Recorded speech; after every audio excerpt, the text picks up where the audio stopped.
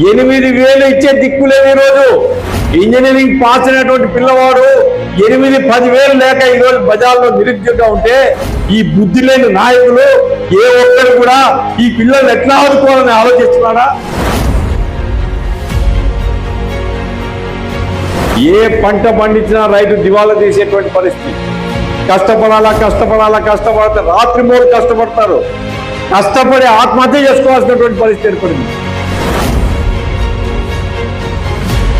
అరే ప్రజల దగ్గరికి పోయి వాళ్ళ బాధల కష్టాలు ఎవడని చూస్తున్నాడా? రైతుల పొలాల్లో పోయి పంటలు కులిపోయినా, పంటలు బాగుపడినా, ఎంత అవుట్పుట్ వచ్చింది, ఒక ఎకరాలో మరి ఎంత ఖర్చు పెట్టినాడు, రైతుని ఎట్లా ఆదుకుంటారు, గవర్నమెంట్ నిలవేయాలి కదా ఎమ్మెల్యే అనేవాడు. ప్రజాప్రతినిధి అంటే ఏమి? ప్రజల తరఫున మాట్లాడాలి కదా, ప్రజల తరఫున పోయి కొట్లాడాలి కదా. ఎవడో కొట్లాడుతున్నాడా?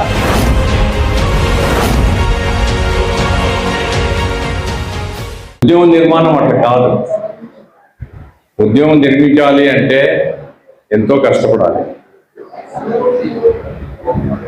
ప్రజల విశ్వాసాన్ని పొందాలి. ప్రజలంత సులభంగా నమ్మరు.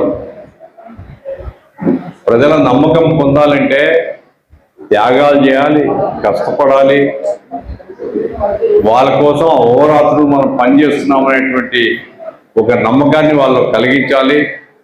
మనం మోసగాళ్ళం కాదు, మనం వాళ్ళకి అన్యాయం చేయమనేటువంటి ఒక నమ్మకం కలిగినప్పుడే ప్రజలు మన దగ్గరకు వస్తారు. కాబట్టి ఆఫీస్ కట్టుకోవడం వరకు బాగానే ఉంది. ప్రజల విశ్వాసాన్ని పొందడానికి మరింతగా కష్టపడాల్సినటువంటి అవసరం ఉంది. ఇక్కడ 16వ తేదీ నరేంద్ర మోడీ వస్తున్నాడు కర్నూలు కంటే నందూరు దగ్గర. మరి అంగన్వాడీలకు కూడా డ్యూటీలు ఇస్తారా ఏమన్నా? ఆయన చంద్రబాబు నాయుడు ఏమన్నా అంటే 2-3 లక్షల మందిని సమీకరించాలి.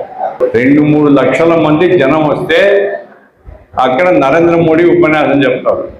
ఎందుకంటే ఈ మీటింగు ఒక్కొక్క కుటుంబం మీద 10,000 రూపాయల పన్నులు తగ్గిస్తానంటారు. మీరు అడ్వర్టైజ్మెంట్ టీవీలో చూసింటారు. ఒక ఆమె లెక్క రాస్తుంటుంది, భర్త వస్తాడు, ఏమంటే లెక్క రాస్తున్నానండి, మన బడ్జెట్, మన ఆదాయము, మన ఖర్చులు అంటే, అయ్యో నువ్వు ఈ ఖర్చులు రాస్తున్నావు, అసలు ఖర్చు తగ్గిపోయింది నీకు తెలుదా అంటాడు. నాకేం తెలిదే అంటది ఆమె. అంటే ఇదిగో పన్ను తగ్గింది నరేంద్ర మోడీ అంటే కుటుంబానికి మనకు నెలకు 10,000 మిగులుతుందండి అంటది ఆమె. అదే కదా, కాబట్టి మనం భవిష్యత్తు కలలు కనాలా అంటాడు టీవీ అడ్వర్టైజ్మెంట్. ఇది చంద్రబాబు నాయుడు పార్టీ వాళ్ళు తయారు చేయించింది, గవర్నమెంట్ తరఫున పబ్లిష్ చేస్తాం.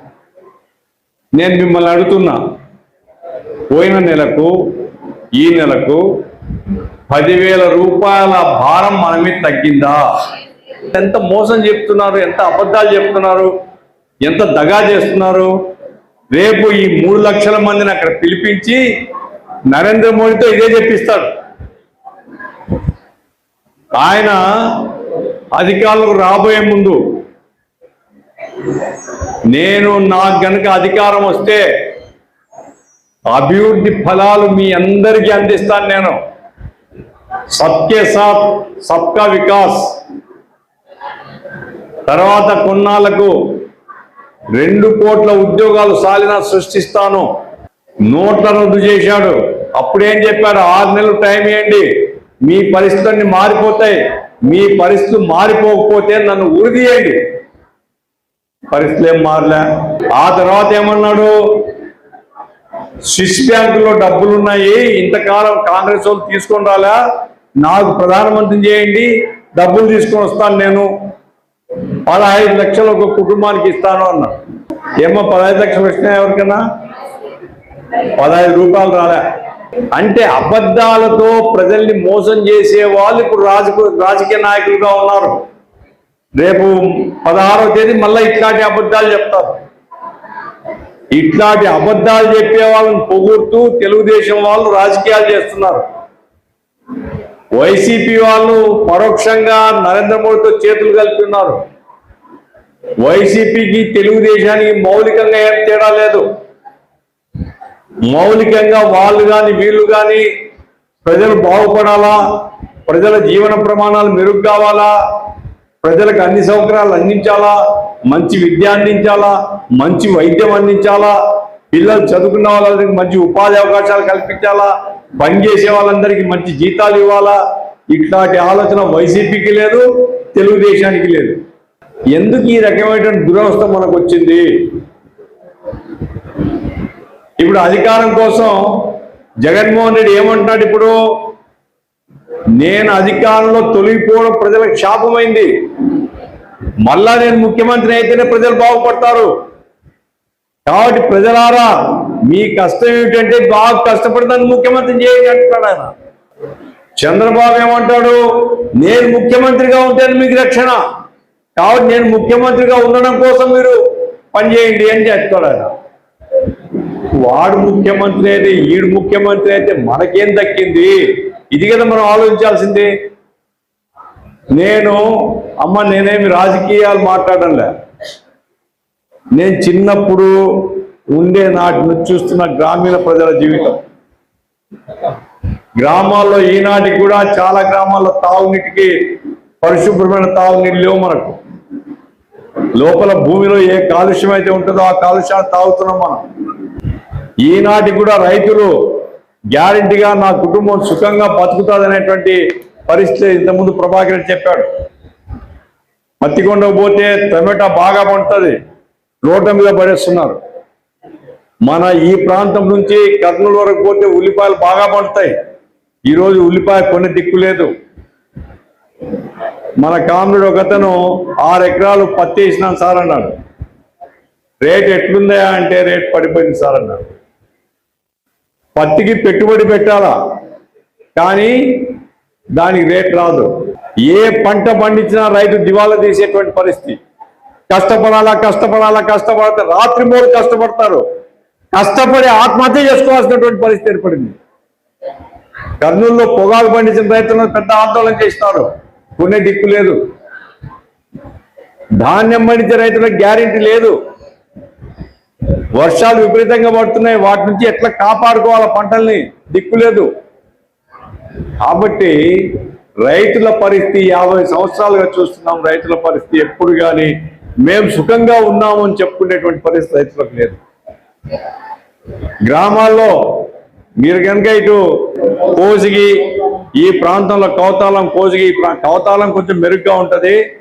చాలా గ్రామాల్లో వలసలు పోతారు. సంవత్సరంలో 3-4 నెలలు పిల్ల తల్లి ఊర్లో ఉండరు. ఎక్కడికి పోతున్నారు మీరు అడిగితే వాళ్ళు ఏం చెప్తారు? బతకడానికి పోతున్నాం. ఎమ్మిగనూరు ప్రాంతం నుంచి కూడా పోతారు, మన కోడుమూరు ప్రాంతం నుంచి పోతారు. ప్రతి గ్రామంలో దళితులు, బీసీలు, చాలా పేద కుటుంబాల్లో మొత్తం వలసలు పోతున్నారు. ఎందుకు పోతున్నారు? బతకడానికి పోతున్నారు. వీళ్ళు ఉంటే ఇక్కడ ఉంటే బతకలేరు, పనులు లేవు, తిండి లేదు. బుద్ధి ఉందా వీళ్ళకు?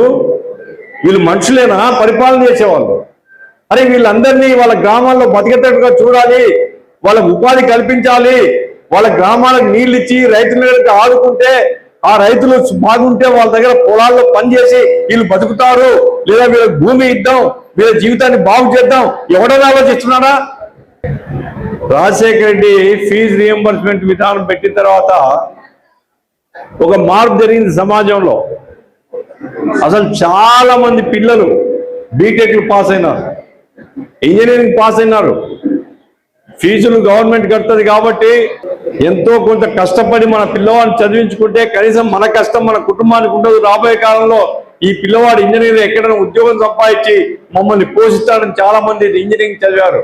ఏమిటి ఆ పిల్లల పరిస్థితి? నేను టౌన్లో చూస్తున్నా, కర్నూలు టౌన్లో చాలా మంది వచ్చి అడుగుతుంటారు, సార్ పిల్లోడు పాస్ అయినా సార్ ఎక్కడైనా చూడండి సార్. మనం ఏం చూడాలి? 8,000 ఇచ్చే దిక్కు లేదు ఈరోజు.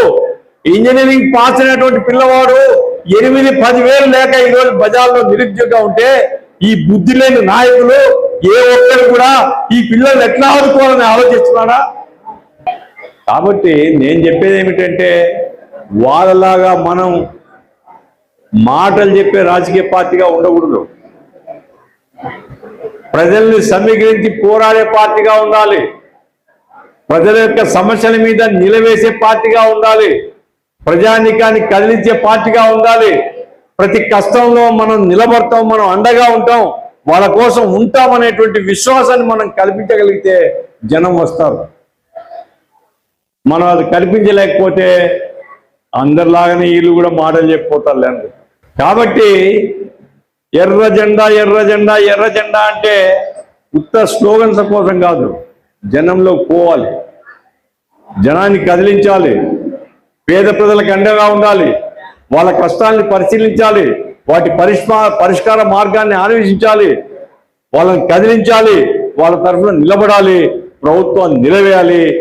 అప్పుడు మాత్రమే సమాజం మారుతుంది. ఎర్రజెండా ఎందుకు పుట్టింది? ఎందుకు సిపిఎం పార్టీ ఏర్పడింది? ఎందుకు పుచ్చలపల్లి సుందరయ్య లాంటి వాళ్ళు తమ సర్వస్వాన్ని త్యజించారు? ఈ దేశం మారాలి. ఈ దేశం మారకపోతే మనకు బతుకు లేదు. చైనా మనకంటే ఎక్కువ జనాభా, చైనాకు పోయి చూడండి. ఈరోజు చైనాలో పేదరికం లేదు, చదువుకున్న పిల్లలు ఎవరు నిరుద్యోగులుగా లేరు. నేను స్వయంగా 15 రోజులు తిరిగి వచ్చాను. నేను చిన్న పిల్లలు, మన ఇంటర్మీడియట్ డిగ్రీ పాస్ అయినటువంటి పిల్లలు లాంటి ఆ వయసులో ఉండే వాళ్ళందరికీ ఉద్యోగాలు ఉన్నాయి, మంచి జీవితం ఉంది. అక్కడ ఉండేటువంటి నాయకత్వంతో కూర్చొని మాట్లాడుతున్నారు. వాళ్ళు చెప్తున్నారు నిరుద్యోగం లేదా అంటే, గ్రామీణ ప్రాంతాల్లో చిన్నప్పుడు చదువుకున్నటువంటి వాళ్ళు ఉన్నారు కొంతమంది, అటువంటి వాళ్ళకి మేము పని కల్పించలేకపోతున్నాం. ఇప్పుడు ఏం చేస్తున్నాం అంటే, మాకు పరిశ్రమలు పెరిగే కొద్దీ వాళ్ళందరినీ మేము టౌన్స్కి తీసుకొని వచ్చి ట్రైనింగ్ ఇస్తున్నాం. 3 సంవత్సరాలు మేము ట్రైనింగ్ ఇస్తాం, నేర్పిస్తాం, వాళ్ళకు నేర్పించి వాళ్ళందరికీ ఉపాధి కల్పిస్తున్నాం. అంటే ప్రతి కుటుంబాన్ని గురించి ఆలోచించేటువంటి ప్రభుత్వం పనిచేస్తుంది. కాబట్టి చైనాలో గర్వంగా చెప్పుకుంటున్నాం.